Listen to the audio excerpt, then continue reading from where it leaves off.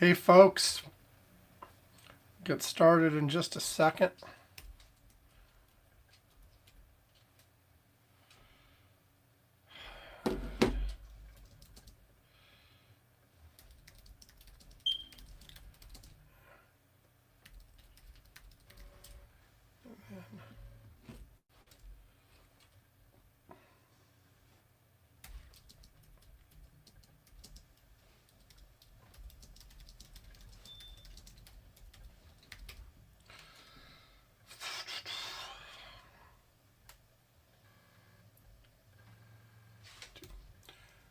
Okay,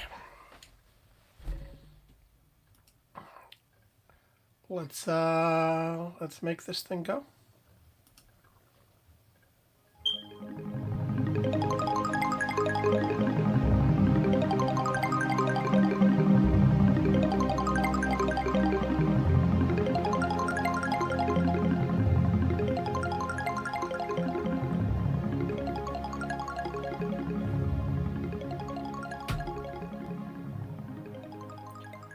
Welcome to Curmudgeon's Corner for Saturday, July 11th, 2026.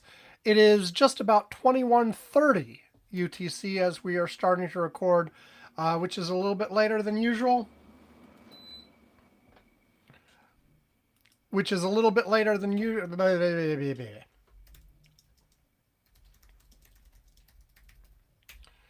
There we go. Which is a little bit later than usual because guess what? It's just me. It's just Sam Minter. Did I say all the Curmudgeon's Corner stuff? It's Curmudgeon's Corner. I'm Sam Minter. Blah, blah, blah. Yeah. Anyway, Yvonne let me know last night that he couldn't make it.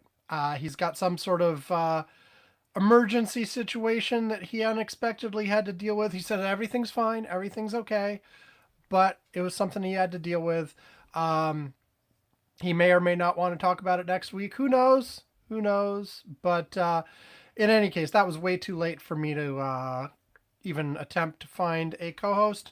So it's me again, all by myself.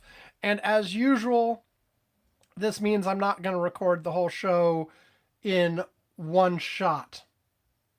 I'm going to record this first segment, which, as is typical for me, I'm going to do a couple movies, blah, blah, blah. Actually, this time a TV show and a movie.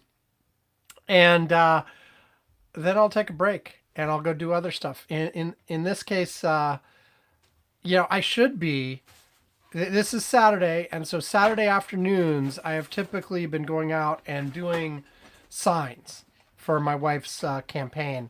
We'll see. I got a really late start today because, I knew Yvonne wasn't going to be here, so I slept in late.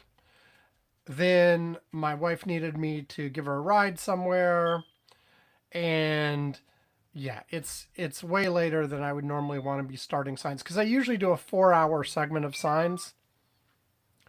But hold on again, got a noise.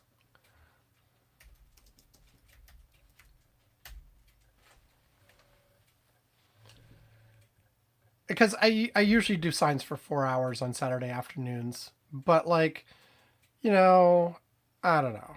By the time I get ready to go out, it'll be late. But I still should do it. Maybe I'll do something like 2 hours today, 2 hours tomorrow. I don't know. If I don't do it today, I'm doing it tomorrow. I'm doing something. I don't know. And I've got a couple things I want to do at home too. So we'll see. Anyway, that's that's what's going on. Obviously when I'll do the TV and movies, and then we'll talk more serious stuff. Who knows if more events will happen between now and then? If so, I may change. But the current notion is I'm going to, of course, talk about the main Senate race and Grand Planter and all that kind of stuff. And then maybe a little bit about, you know, the NATO summit, Iran, Air Force One, and then maybe close it out with a little bit about Binface in the UK because that's just hilarious. Anyway, let's get started with some TV shows. I want to get this first segment done and out of the way, so I can start figuring out what else I'm doing today. Um, so the first show, which had 4 seasons and ran from 2014 to 2024, which you can already see that's like 11 years. Um, it was not continuous. Like this is one of these shows that had a season, and then you wait a while, then you have another season, and then you wait a while, and theoretically, there's actually plans for a potential season 5. They haven't officially declared that they're done forever. There just isn't one yet. So we considered it to be done. So let me. This is True Detective, which was an HBO series, and the basic thing that's different from most TV series today. It is neither your traditional sort of ongoing narrative with all the same characters, nor is it a true anthology where every episode is like an entirely different story about something else entirely. But instead, it's a season by season anthology. So each season is an entirely different story. And I'll give an outline of each of the 4 seasons. But they're I think they made there in some of the later seasons there were a couple of references to the things in the earlier seasons, but they're not really connected. All of those references are kind of throwaway things that if you got rid of them, it wouldn't matter at all to the show. But it's entirely different characters and entirely different locations. And I'll say right now that it's like completely different shows. So it's hard to give an overall, here's how the whole series was, because it's each season really isn't comparable to another. Um, and the quality goes up and down a little bit. Some are better than others. But okay, here we go. And again from Wikipedia, and I'll just read their descriptions of the 4 seasons right away, straight up. Let's see. Did I have a better description? Here.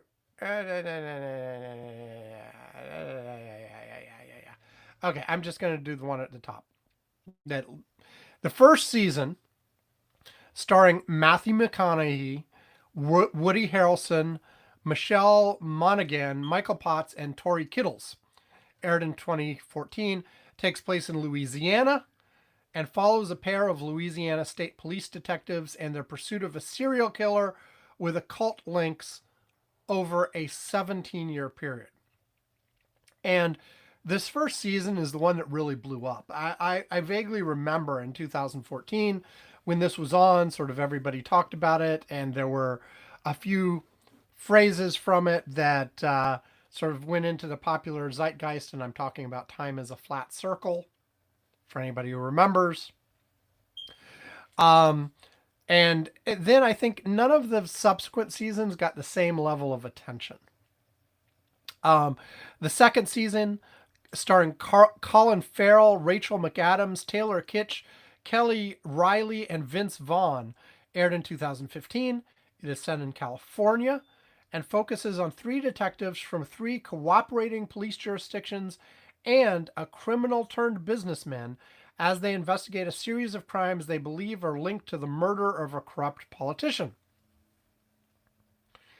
The third season, starring, I can never pronounce this guy's name, Mahershala Ali, Carmen Ejogo, Stephen Dorff, Scoot McNairy, and Ray Fisher, aired in 2019.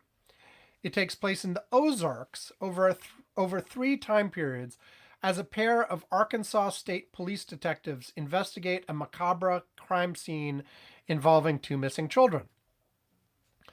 Then the fourth season, subtitled Night Country and starring Jodie Foster and Kali Reese, aired in 2024.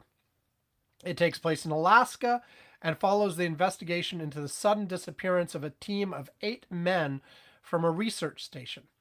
Issa Lopez serves as writer and director, marking Pizzolatto's first time as neither writer nor showrunner. He did the first 3 seasons.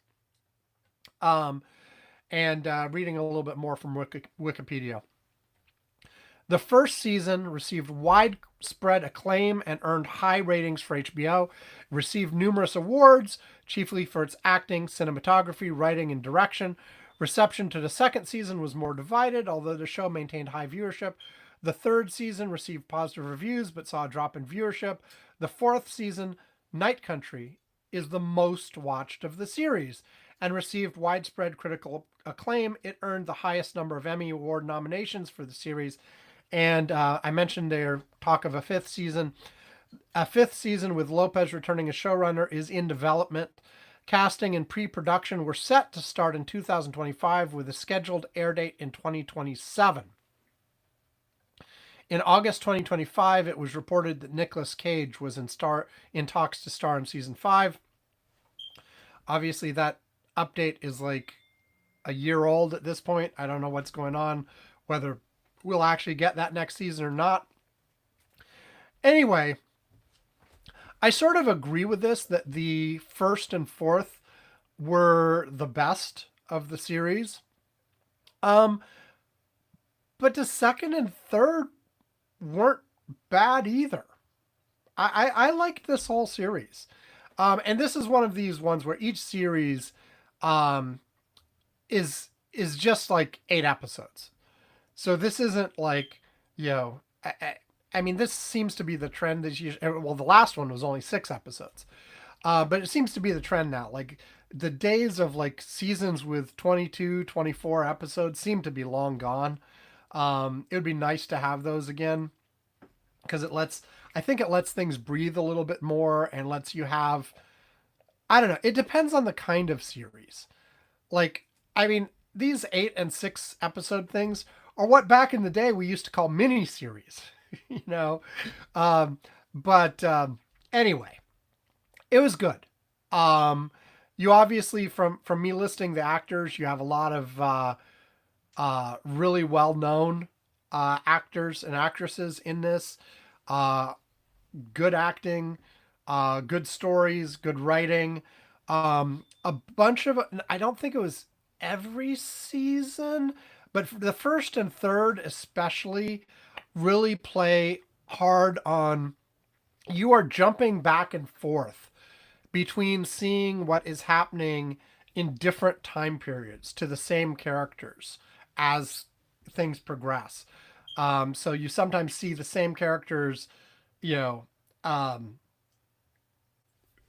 fairly young, early in their career, investigating something, and then you jump forward to, hey, now they're retired, they're past the end of their career, and they're revisiting some of this stuff, and then sometimes you pop in between, and sometimes, sometimes it's a little confusing because you're like, oh, what's we good, but for the most part, no, because it was really well done, and you sort of see over the course of the season, you start to understand the whole picture of what was going on, as you get these revelations from the present, the past, in between. The third and fourth did a little bit less of that. There were still a few flashbacks, I think, but for the most part, they were more linear. But they still had this sort of, over the course of the thing, you are learning and revealing more about the characters. And that's the other thing to just point out. Because, my wife watched some of the first few episodes of season 1 with me. and I was just not into it at all.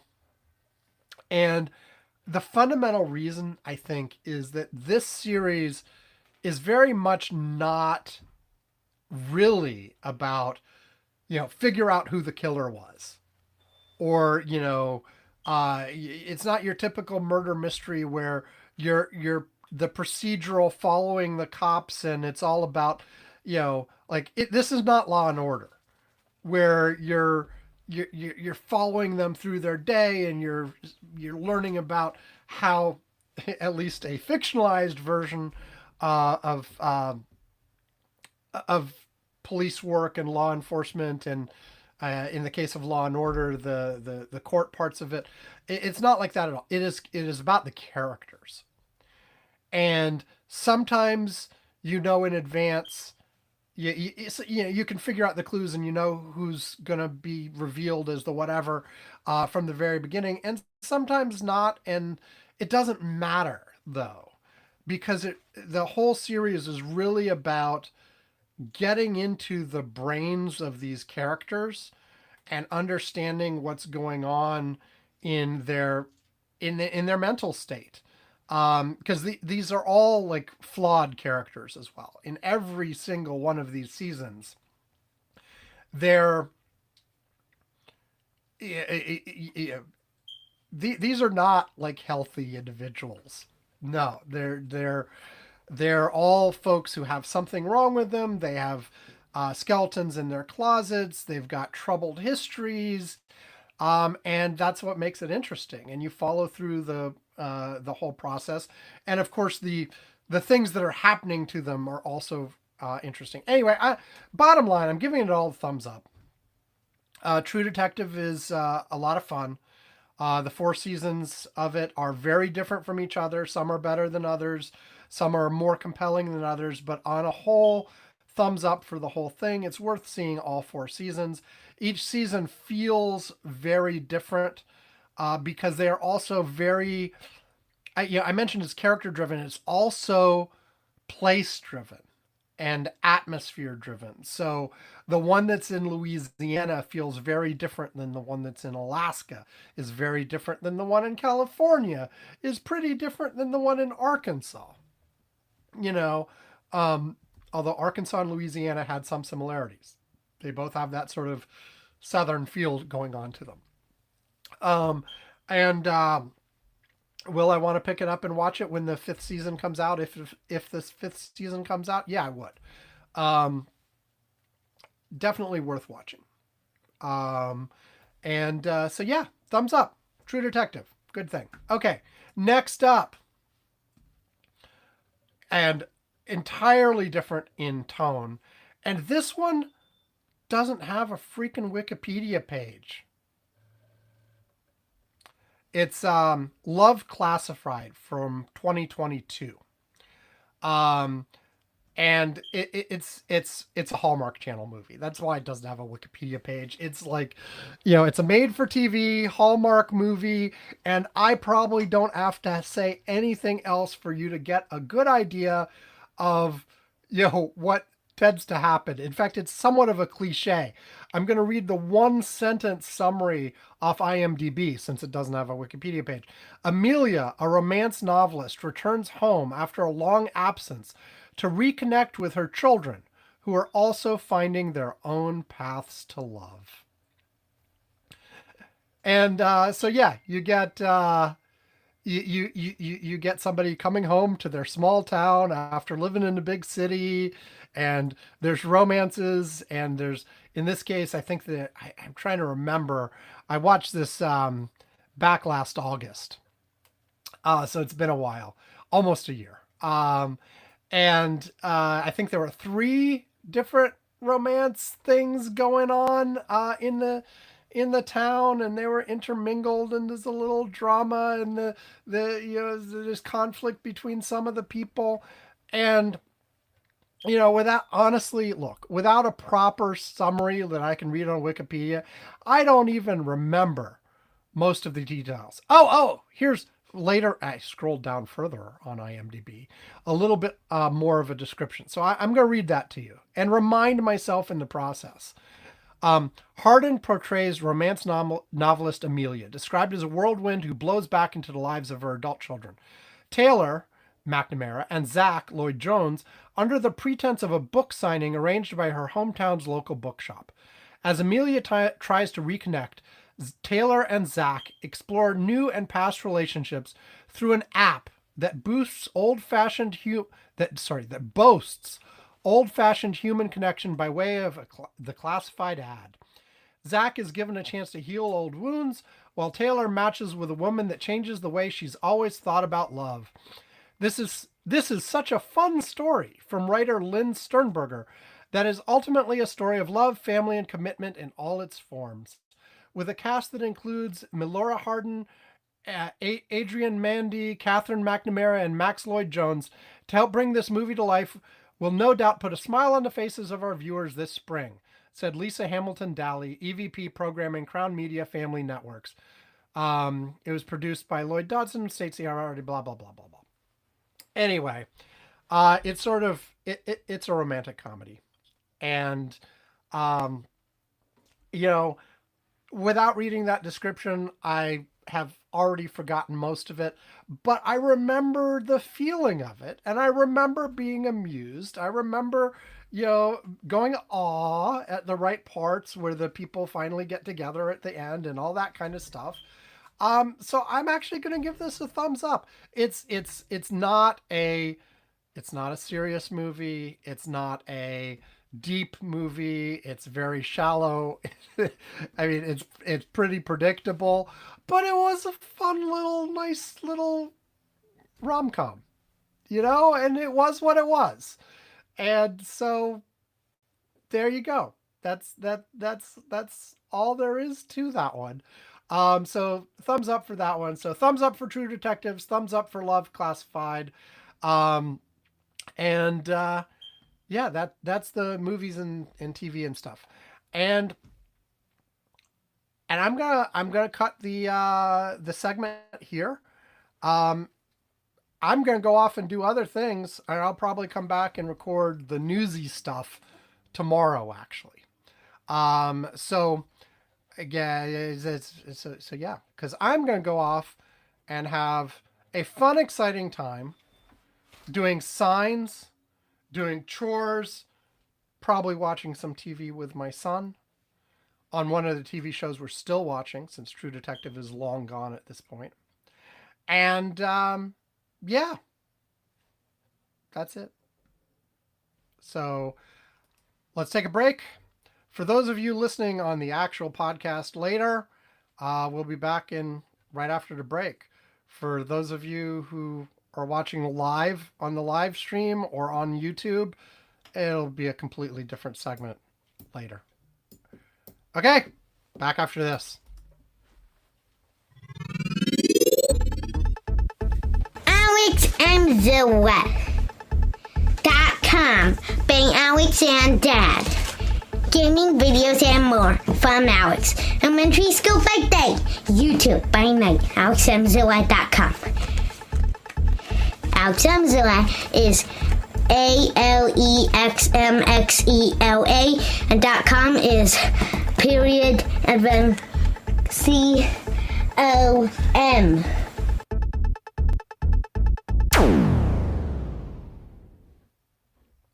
Okay. Oh, are you gonna put something on before I hit stop? Oh, Alex is just showing Alex Emsla, the YouTube channel. A little blurry there. Okay, there you go. Better. Those are the most recent episodes posted. So go check out alexemsla.com. Bye, folks.